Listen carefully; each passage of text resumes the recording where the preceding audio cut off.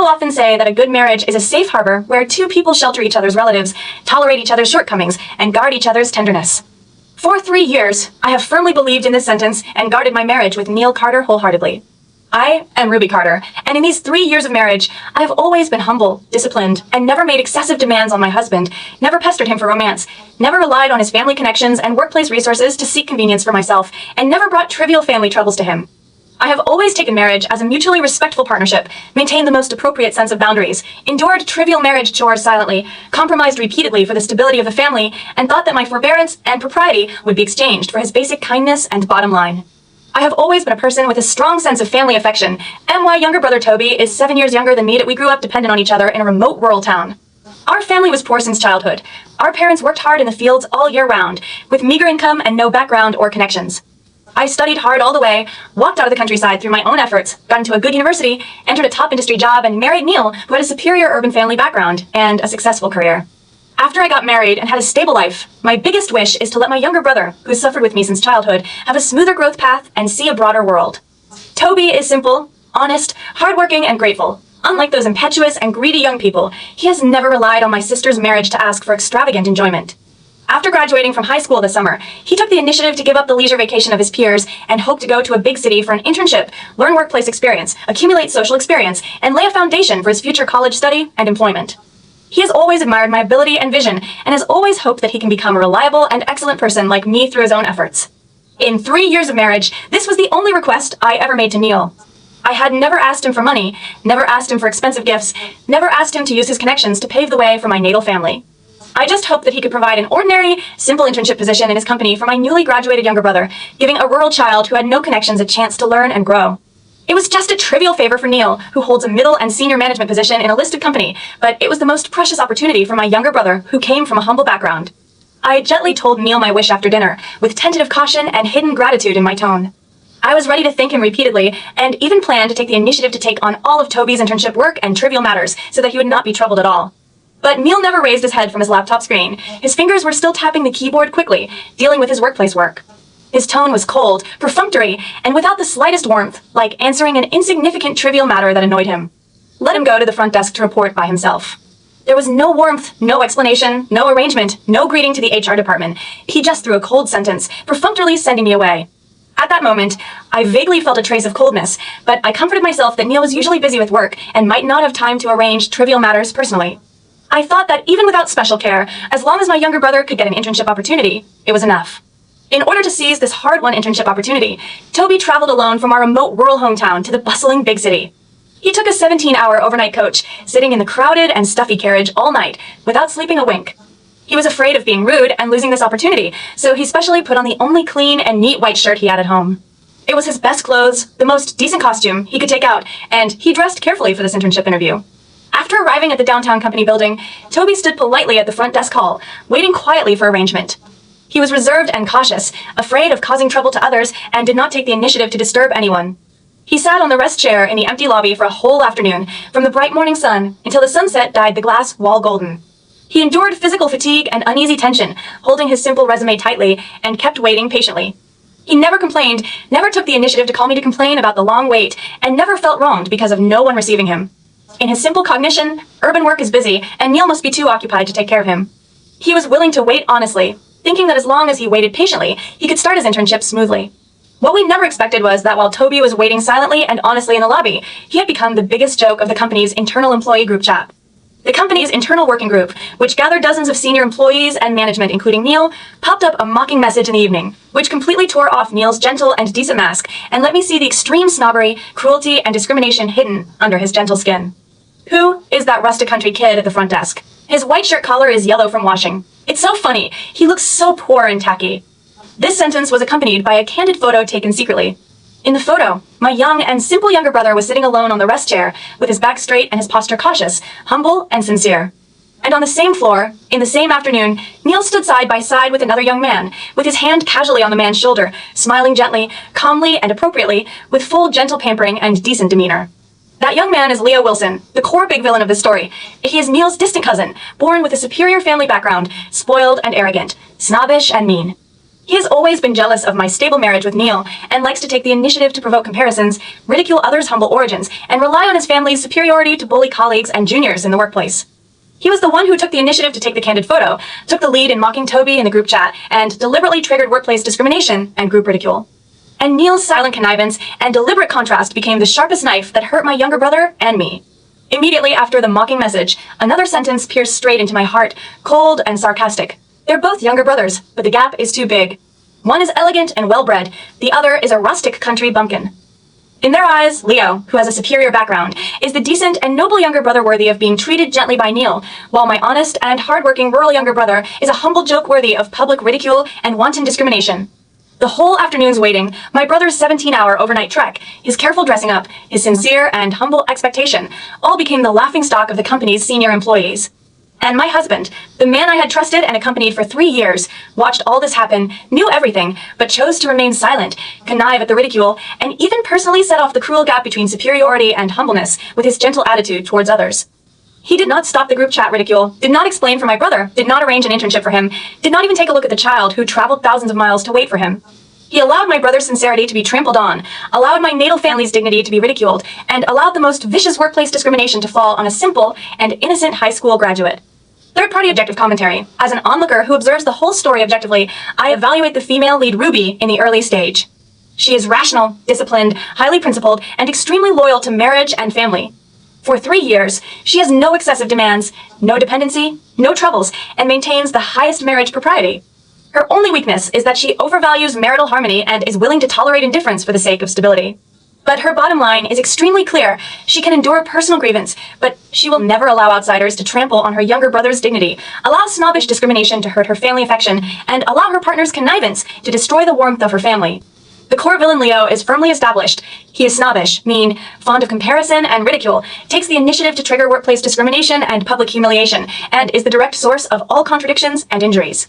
The male lead's cold connivance is the indirect accomplice of the injury, laying a solid emotional and logical foundation for the subsequent female lead's thorough awakening and full-scale counterattack, and all plot settings are completely original and non-repetitive. That night, Toby dragged his tired body back to our rental apartment. He was tired all day, waiting empty-handed for a whole afternoon, suffering from undisguised discrimination and ridicule, but he had no complaints or anger in his heart. He still kept his simple and grateful heart, and carefully took out a crumpled plastic bag from his backpack, which was full of dried peach fruits picked and sun-dried by our parents in the countryside, which he specially brought to Neil as a gift. He raised his immature young face, his eyes bright and clean, and smiled brilliantly at me, without a trace of grievance or haze. "Ruby, this is for Neil. He must have been too busy with work today to take care of me. I'll come to find him again another day." He even took the initiative to comfort me, fearing that I would be disappointed and sad. He recalled the trivial kindness of strangers to comfort himself. "The front desk sister poured me water today. She was super nice. The big city is very warm. It's just everyone is busy." Looking at his pure and innocent smile, looking at the sun-dried peach drive full of rural simple sincerity, looking at his tired but still grateful appearance, my heart was suddenly sore and painful to the point of collapse. My well-behaved, hard-working, sensible younger brother traveled thousands of miles with sincerity, but in exchange for public ridicule and workplace discrimination, he was humble and polite. But in exchange for my husband's cold indifference and silent connivance, he was full of expectation, but was treated as a ridiculous joke by everyone in the company. He was still foolishly forgiving others' indifference, still taking the initiative to understand others' busyness, still maintaining the greatest kindness to this world that hurt him. And I, as his only reliance in the big city, as his closest elder sister, failed to protect his dignity, failed to block the malice for him, and even let him suffer such great humiliation because of my wrong marriage. I gently raised my hand, rubbed his messy hair tiredly, forced a gentle smile on my face to comfort my ignorant brother, and suppressed all the overwhelming anger, heartache, and coldness in my heart. The warmth and tolerance I had insisted on for 3 years of marriage completely collapsed and vanished in this moment. There is no need for any entanglement, no need for any explanation, no need for any reluctant compromise and tolerance. A marriage that cannot protect your family's dignity, that allows your relatives to be humiliated, that connives at snobbish discrimination and tramples on sincerity is not a harbor, but a cage full of coldness and malice. I turned around quietly, walked to the balcony where the night wind was blowing, and dialed the phone number of my exclusive divorce lawyer with cold and firm fingers. There was no hysteria, no crying grievance, no hesitant entanglement, only thorough sobriety and decisive coldness in my tone. "Hello, lawyer. Please draft a divorce agreement for me as soon as possible. I want a clean break, all property division in accordance with legal standards, and a complete end to this marriage." Third-party objective commentary. The first core awakening climax breaks out, completing the female lead's transformation from marital tolerance to decisive severance. The female lead does not quarrel or make trouble, but chooses to divorce decisively after witnessing the humiliation of her loved ones, breaking the routine of emotional entanglements in ordinary marriage novels. The explosive point of sincere family affection being humiliated, cold marriage being abandoned in seconds, is unique and powerful, opening the 50% high-intensity climax stage of the full text, with zero repetition of previous cool story plots. After hanging up the lawyer's phone, I completely calmed down and began to sort out all the facts and evidence quietly. I was no longer trapped in emotional sadness, but focused all my energy on preparing for divorce and subsequent counterattack. 3 years of marriage, I have always been low-key and restrained, never showing my edge, never letting Neil know my real strength and industry influence. He always thought that I was just an ordinary office worker with an ordinary family background, relying on his superior conditions to live a stable life, so he dared to be so indifferent, so snobbish, and dared to connive at others' wanton humiliation of my natal family. But he never knew that I relied entirely on my own efforts to get to where I am today. I have outstanding professional ability, top industry resources, and a wide network of contacts that far surpasses his. I chose to be low-key and restrained just to maintain the equality and harmony of marriage, not because I was weak and incompetent. That night, I sorted out all the evidence completely. The screenshot of the company group chat's public ridicule and workplace discrimination, the photo of Neil's differential treatment, the chat record of my only request for an internship, and Toby's travel ticket stubs and witness records. A complete ironclad evidence chain completely recorded all the coldness, snobbery, and humiliation. The next day, Neil still went to work as usual, completely unaware of the coming storm. After arriving at the company, he even chatted and laughed with Leo as usual, and took the initiative to mock the rustic country kid incident with his colleagues, thinking that this was just an insignificant workplace joke, and that I would never know, and even if I knew, I would only endure it silently, as always. Leo was even more arrogant and complacent. He took the initiative to walk beside Neil, raised his voice deliberately in the office area, and taunted wantonly in front of many colleagues. "Cousin, I said you shouldn't promise that kind of country stuff. Those poor people have no quality, no taste, and they lose face when they come to the company. It's fortunate that he just sat in the lobby for a while, otherwise our company's grade would be lowered." Neil smiled faintly, did not refute, and acquiesced to all Leo's taunts.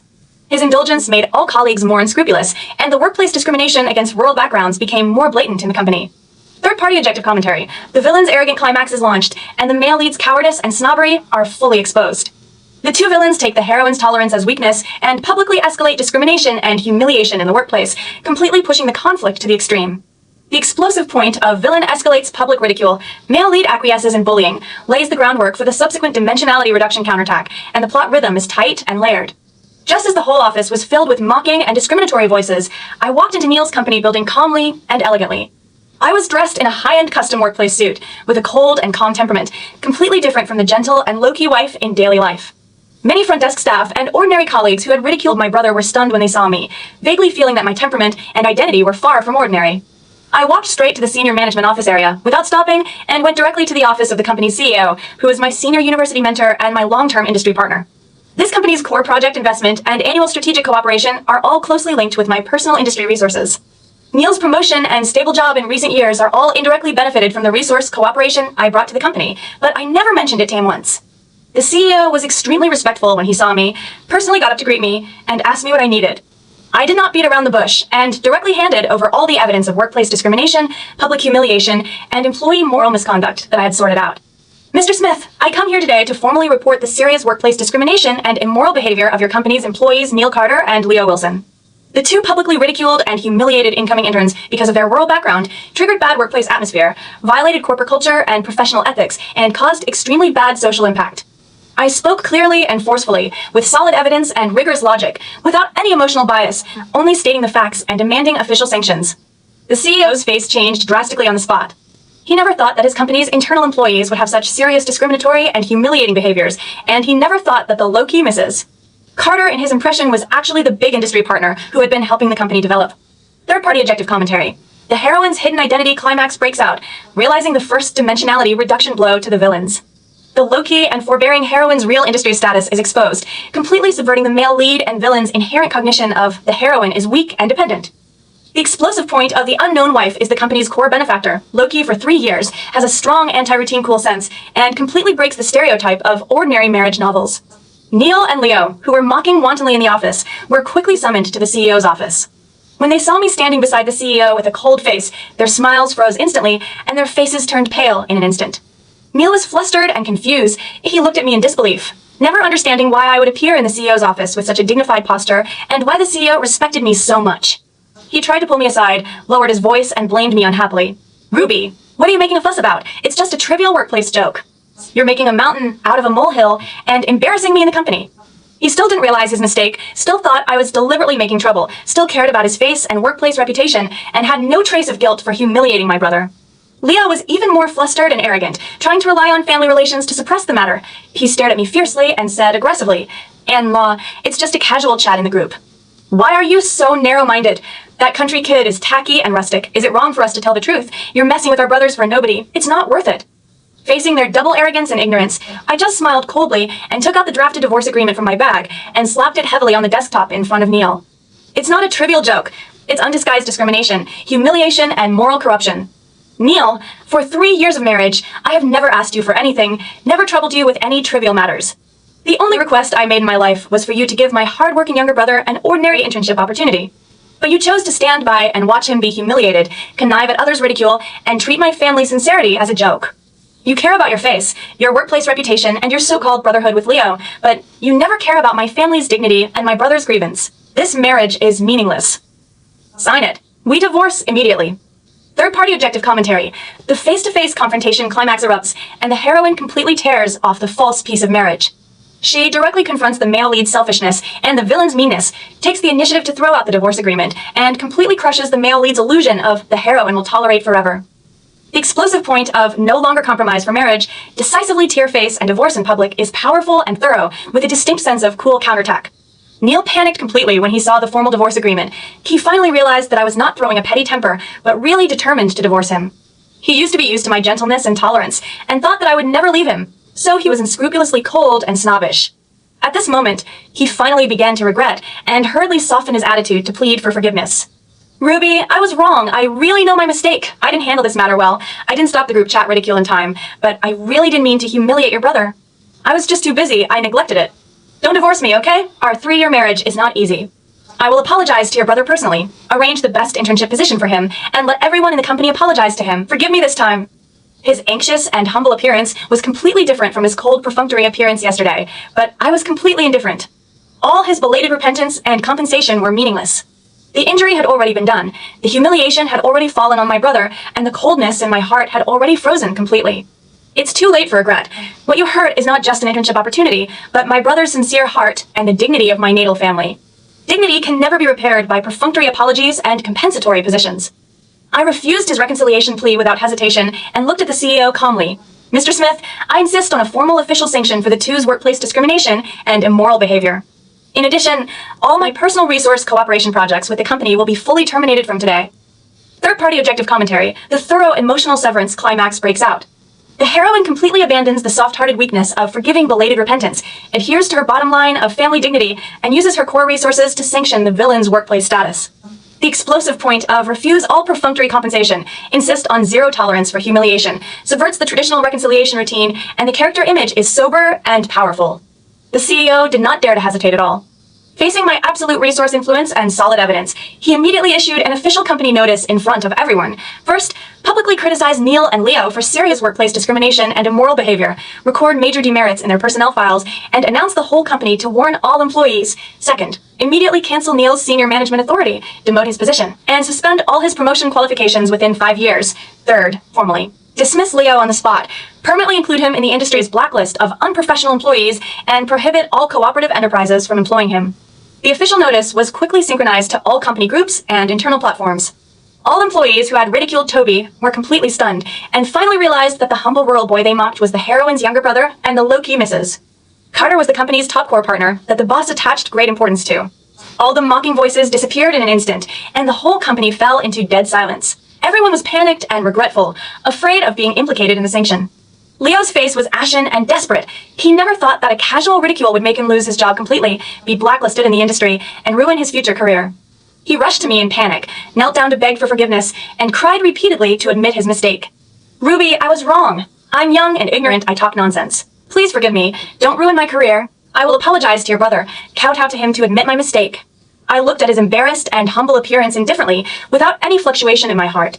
When he was arrogant and mocking my brother's rustic background and trampling on others' dignity, he never thought of today's regret and despair. Every word of ridicule you said at will, every act of discrimination you took, you have to bear the consequences yourself. Dignity is never a joke for you to tease at will. Third-party objective commentary. The villain's career collapse climax erupts. The arrogant villain gets the most thorough workplace sanction, loses his job and industry future overnight, and completely collapses from arrogance to despair. The explosive point of casual discrimination leads to career ruin. Blacklist permanent ban is realistic and refreshing, with 0 repeated plot points. Neil's situation was even more miserable. He was demoted on the spot, lost all management rights and workplace resources, and became an ordinary grassroots employee from a high-ranking senior manager. All his workplace prestige and superior treatment vanished overnight. His colleagues who used to fawn on him began to alienate and exclude him, and his workplace development was completely stagnant. What's more fatal is that with the full termination of my personal resource cooperation, the company's core strategic projects suffered heavy losses, and the performance plummeted. The company's senior management attributed all the losses to Neil's personal misconduct and completely froze all his subsequent salary increases, promotions, and resource allocations.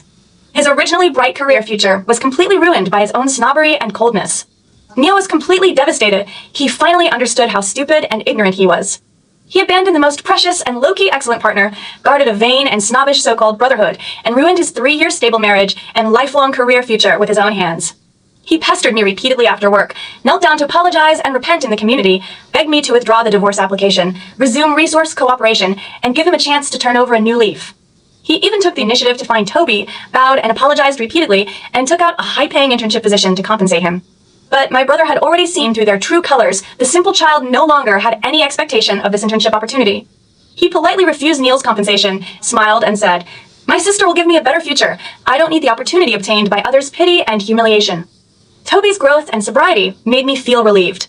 I had completely terminated all ties with Neil, signed the divorce agreement completely, and completed the formal divorce procedures with 0 entanglement. Third-party objective commentary. The male lead's total failure climax breaks out, completing the ultimate counterattack of marriage, career, and reputation. The male lead loses his marriage, status, resources, and future at the same time, falling from a successful elite to a marginal workplace employee. The heroine's thorough severance and unwavering bottom line make the counterattack cool sense reach the peak, and the 50% high-intensity climax proportion is perfectly completed. After the divorce, I completely returned to my independent and shining life track, no longer restraining my edge for marriage, no longer hiding my strength for family harmony. I restarted my independent industry project operation, recovered all my core resources, and my career developed by leaps and bounds in a short time. My personal influence in the industry continued to expand, and I became a well-known young elite in the industry. I personally arranged a more formal and high-quality internship for Toby in a top industry enterprise, letting him contact high-end workplace resources, learn professional skills, and grow up healthily and confidently in a respectful and equal workplace environment. No one dares to discriminate against his rural background, no one dares to ridicule his simplicity, and everyone respects his hard work and steadiness. Toby's temperament became more sunny and confident. He studied hard during the internship, performed outstandingly, was praised by the company's leaders, and established a correct view of workplace equality and life. He no longer felt inferior because of his origin, but was proud of his rural growth experience and his hardworking parents. I also redeemed all the grievances of the past 3 years that I used to compromise and tolerate for marriage, but I got coldness and betrayal. Now I am independent and powerful, guarding my family affection and dignity with my own strength, and living a more free, confident, and wonderful life than ever before. Neil is trapped in the bottom of the workplace all day long, suffering from the indifference and exclusion of colleagues, and bearing the consequences of his own snobbery and coldness. He watched me become more and more shining and excellent, watched Toby grow up excellently, and could only live in endless regret and self-blame every day. Leo completely disappeared in the industry. He had no way to find a formal job, was spurned by the circle, and finally could only leave the city in embarrassment, paying a heavy price for his mean discrimination and arrogance. I finally understand that the best marriage is never unilateral tolerance and compromise, but mutual respect and common protection. A person who dares to discriminate against your relatives and trample on your family's dignity is never worthy of your lifelong companionship. Women's awakening is never impulsive breakup, but a thorough sobriety after seeing through the coldness of human nature. We should never bind our dignity and family affection to a cold marriage, but hold our life and bottom line firmly in our own hands. Those who are snobbish and cold, who trample on sincerity and discriminate against others, will eventually be buried by their own ignorance and arrogance. Those who are sober, brave, and guard their family affection will eventually embrace their own brilliant rebirth.